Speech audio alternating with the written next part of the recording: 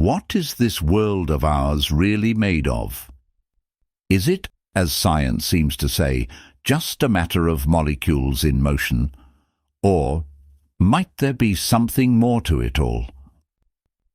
To answer these questions, perhaps we first need to know the nature of this thinking thing, which we ourselves are.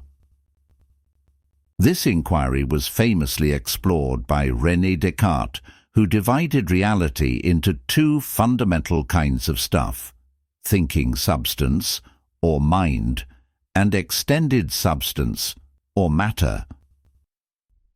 Descartes' sharp division influenced many philosophers, with some rejecting matter altogether. These would come to be known as idealists, and others rejecting mind, the materialists. But not all idealists agree on what this notion of mind really means. Some prefer instead the term consciousness, while others opt for the idea of awareness or internality. The common theme among these different strands of thought, however, is the view that matter is not as primary as it seems, but is rather derivative of the internal architecture of mind.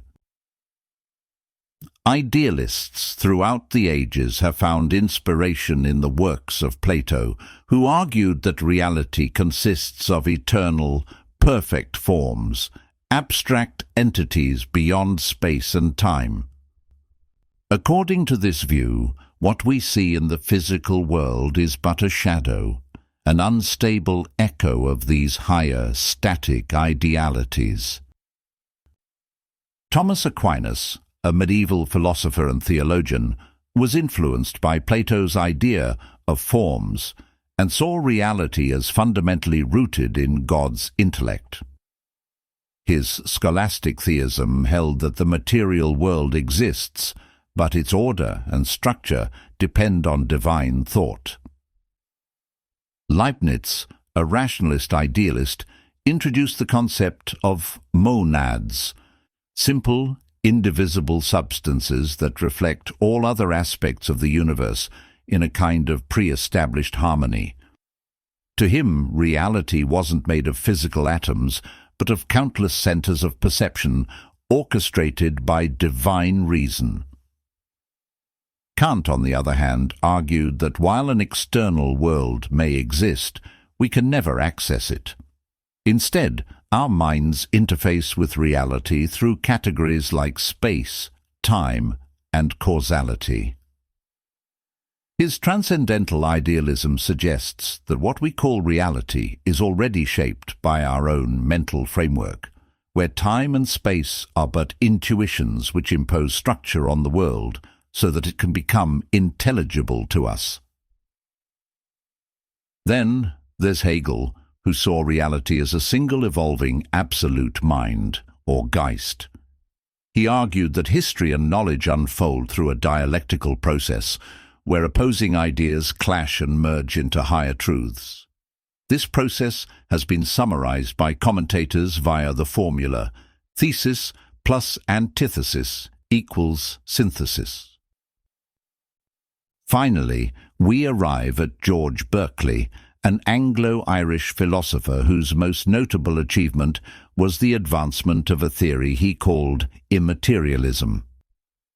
He argued that reality consists only of ideas, all of which are contained within the mind of God.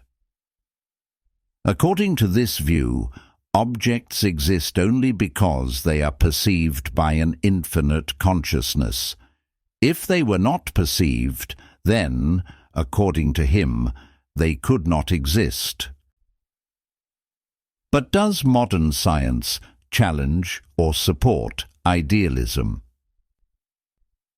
Quantum mechanics suggests that reality may not have definite properties until observed.